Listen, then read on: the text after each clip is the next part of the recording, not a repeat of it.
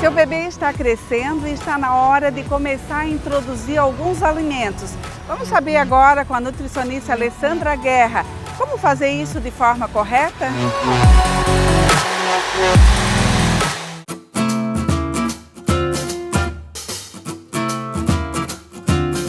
Alessandra, até os 6 meses de idade, normalmente o bebê, a mãe dá o leite materno, né? Isso. E a partir dos 6 meses, a mãe começa a introduzir outros alimentos.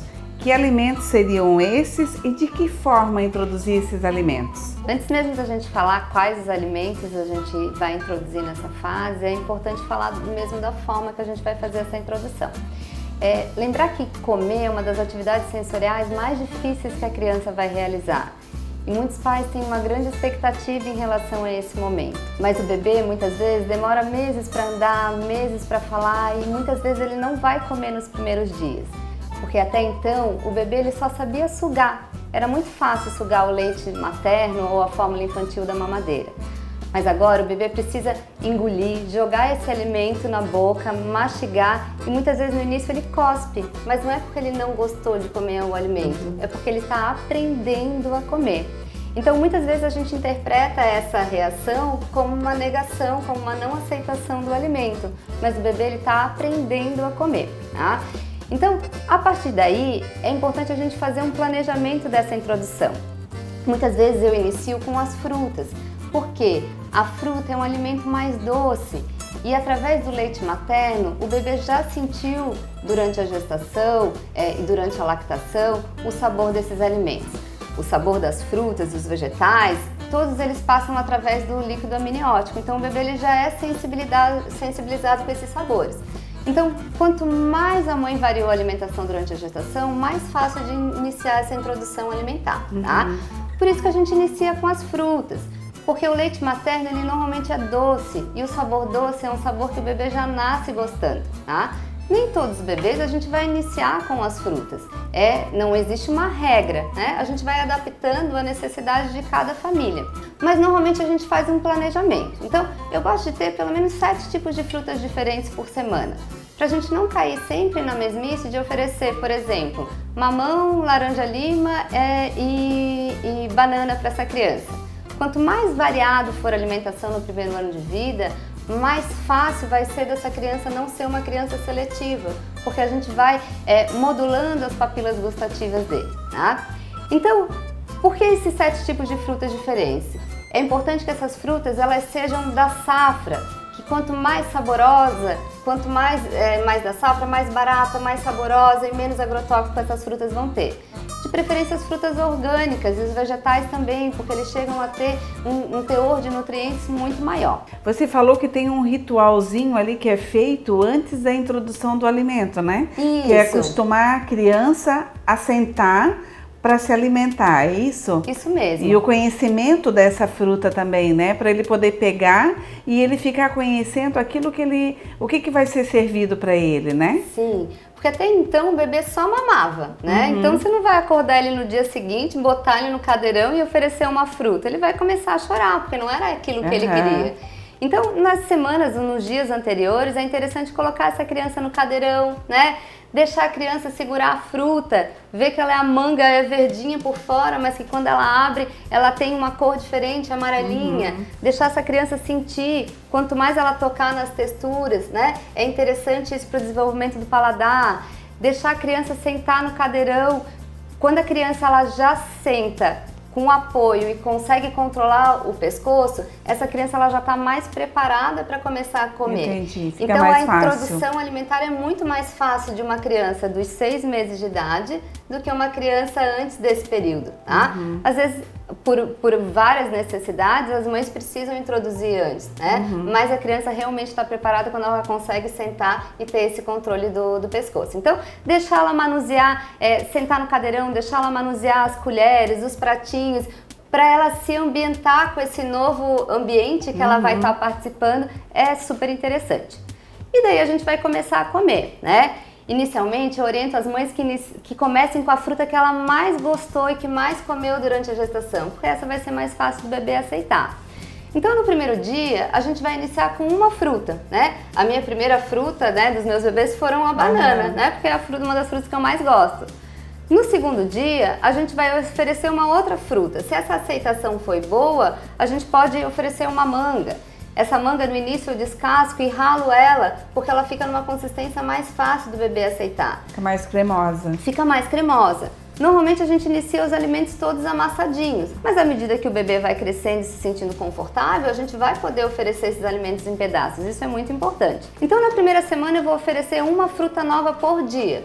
Então, por exemplo, na primeira semana eu começo um dia com a banana, um dia com a manga, um dia com a laranja, um dia com o caqui. O abacate é uma fruta excelente, que é uma fruta que está na safra agora. Na segunda semana, eu vou oferecer 2 frutas por dia. Se de manhã eu ofereci banana, à tarde eu vou oferecer abacate. Se de manhã eu ofereci laranja, à tarde eu vou oferecer caqui, né? Então, pra gente sempre ter essa variedade de frutas e não estar oferecendo sempre as mesmas. Até porque tu consegue saber se a criança ela vai gostar daquela fruta ou não. Isso e se depois mesmo. você vai poder misturar essa fruta com outras e fazer uma saladinha de frutas amassada. Você vai sentir também se por acaso ele come manga e pode dar diarreia. Isso mesmo. Tem alguns fatores que podem estar influenciando também, né? Com certeza. Então, normalmente a gente inicia um alimento novo por dia para avaliar não só a aceitação do bebê, mas se esse alimento vai provocar algum desconforto gastrointestinal na criança, alguma alergia. Então, tudo que o bebê vai comer vai sair no cocôzinho dele, né? Entendi. Às vezes ele pode ter diarreia, às vezes pode ter constipação, mas é uma fase que o bebê está aprendendo a comer. Então, incluir um alimento novo por dia é uma forma da gente avaliar se esse alimento caiu bem para o bebê ou não. Na terceira semana, a gente vai iniciar a refeição principal. Hoje a gente não chama mais de refeição salgada, por quê? Porque para não incentivar as pessoas a colocar sal nessa refeição, tá? Não tem necessidade. Não há necessidade. Mas aí o que a gente vai usar? A comida de bebê tem que ser gostosa, então a gente precisa usar temperos. A gente não vai usar tudo no início, mas é importante depois usar salsinha, cebolinha, manjericão, orégano, tomilho. Quanto mais temperos o bebê for exposto, mais fácil vai ser de aceitar outros alimentos depois, né? Tudo fica mais saboroso também, E tudo né? fica mais saboroso, diminuindo assim a necessidade do uso de sal, né? Assim como foi com as frutas, que a gente vai iniciar um alimento novo por dia, na primeira refeição principal a gente também vai continuar desse momento. Então, por exemplo, no primeiro dia eu vou oferecer só uma abóbora amassadinha. No segundo dia, eu vou oferecer uma abóbora e vou oferecer uma batatinha salsa, né? No terceiro dia, eu vou oferecer abóbora, batata salsa e uma carninha, que eu faço bem raladinha, porque é importante para aqueles bebês que podem comer a carne, que a gente coloque ela desde o princípio, porque é uma fase que os bebês muitas vezes podem desenvolver anemia. Porque quando a gente inclui outro alimento além do leite materno ou da fórmula infantil, a absorção do ferro desse leite ela cai muito. Então, por isso os alimentos fontes de ferro são essenciais a aparecerem na alimentação do bebê. O que tem ferro, né? A gente tem ferro nas carnes vermelhas, na carne de frango, a gente tem ferro nos vegetais verdes escuros e tem ferro no feijão, na ervilha, na lentilha, no grão de bico, né? Então, esses alimentos são importantes a gente incluir. Então, nos primeiros dias a gente começa assim, mas o pratinho começa a ir crescendo, né? Então, no outro dia eu coloquei um brócolis, né? No início, o brócolis a gente não vai oferecer dessa maneira. Ele vai ser picadinho, amassadinho, né? Mas depois é importante que a criança possa pegar esse brócolis com a mão e se autoalimentar também.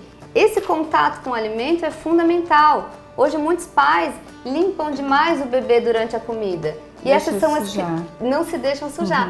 E essas são as crianças que eu tenho que são mais seletivas hoje no consultório, porque foram privadas do contato com o alimento. Então, o bebê começou a comer, 2 coisas ele precisa ganhar na mãozinha dele. Primeiro é um copinho com água, porque a partir desse momento a água é fundamental, mas ele precisa ganhar uma colherinha na mão dele também, para ele aprender o que ele vai fazer com essa colher, né? E uma dica muito importante é que a gente dê o exemplo. Então, muitas mães me perguntam em cursos, em consultas, por exemplo, o que eu faço com a outra metade da maçã?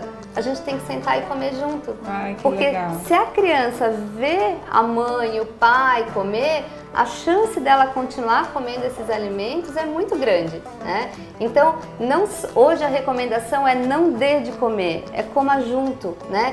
Sente junto com a criança. Junto com a criança. Participe. É importante. Isso é muito importante, né? E a criança que, vamos supor, os pais são vegetarianos, né? Que não vão incluir aqui essa proteína, a carne.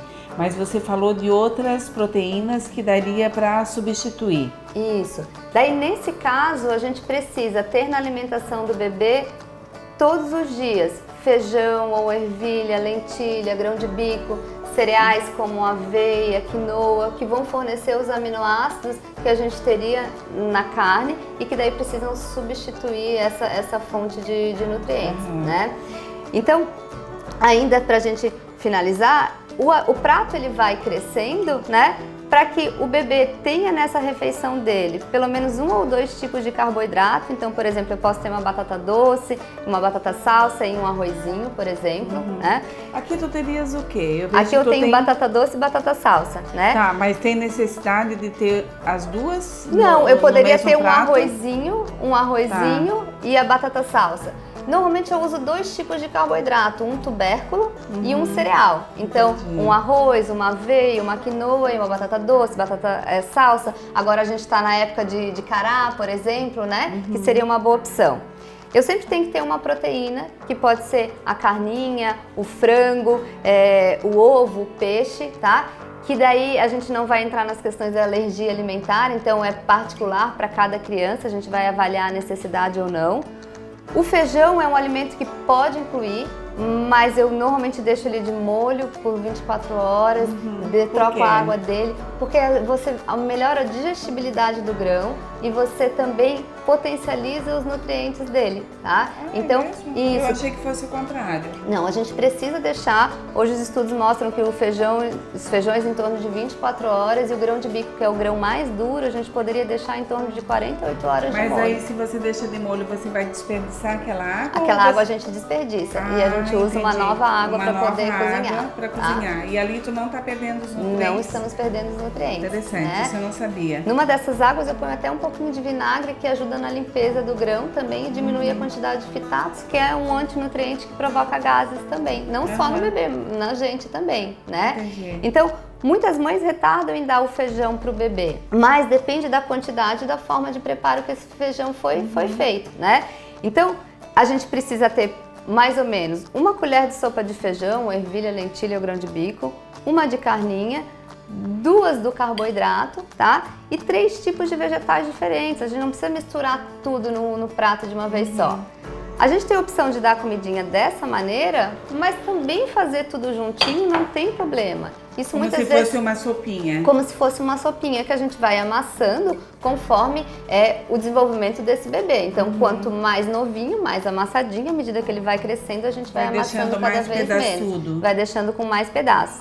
Mas é importante que, mesmo ele comendo essa papa, à medida que ele vai crescendo, a gente vai incluindo os alimentos em pedaços. Para ele comer com a mão. Por exemplo, o bebê vai comer essa refeição, mas ele vai ter disponível uma florzinha de brócolis, um couve-flor, um pedaço de cenoura, para que ele sozinho pegue e se autoalimente, né? Para que ele consiga atingir todos os nutrientes também. E para aquela mãezinha que faz esse prato com tanto amor e carinho e a criança não come tudo? Não precisa se preocupar. Gente, no início eles não comem nem 1 colher de sopa, né? À medida que ele vai crescendo, vai aumentando o apetite. Então, uma coisa muito importante é a gente não estar oferecendo comida o tempo inteiro, porque lembra que o estômagozinho do bebê é desse tamanho. Se ele está comendo o tempo inteiro ou acabou de mamar e vai comer, o que acontece? Ele não vai aceitar a refeição, né? Porque a mãe vai estar associando tanto a mamada como uma sopinha. Ela não vai deixar Não vai deixar. Mas à medida que o bebê come uma boa quantidade, aí esse leite ele sai de cena naquele horário para que a comida ela seja o prato principal daquela refeição, né? Então, até o final do 7º mês, início do 8º mês, o bebê vai acordar, vai mamar, Algumas horinhas depois ele vai comer uma porção de fruta. Na hora do almoço ele vai comer um pratinho. À tarde ele mama de novo e come mais uma fruta. À noite ele vai comer mais um pratinho, para que numa dessas 2 refeições principais ele tenha mais uma fruta de complemento, para que no final do primeiro ano ele esteja comendo almoço e jantar pelo menos 3 frutas por dia e mamando pelo menos 4 vezes ao dia. A amamentação, é importante a mãe se estender no máximo por quanto tempo? Isso é muito individual, né? Hoje, a recomendação do Ministério da Saúde é que a mãe amamente de forma exclusiva até os 6 meses e que mantenha esse aleitamento materno por pelo menos até os 2 anos de idade, tá? Eu fui uma mãe bem de livro, eu amamentei exclusivos meus até os 6 meses e mantive até 2 anos e 2 meses, tá?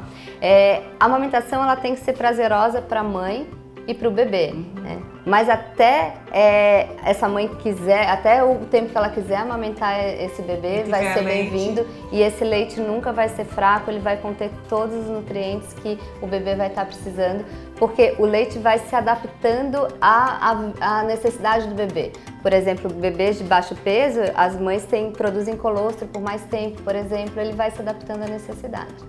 Gente, essa então foi a dica da Alessandra Guerra, nutricionista, com especialização aí para as mamães, né, Alessandra? Isso Na mesmo. verdade, a Alessandra dá cursos também, e é muito interessante para você que tem as dúvidas aí frequentes, né, de uma mãe de primeira viagem, vale a pena, eu indico.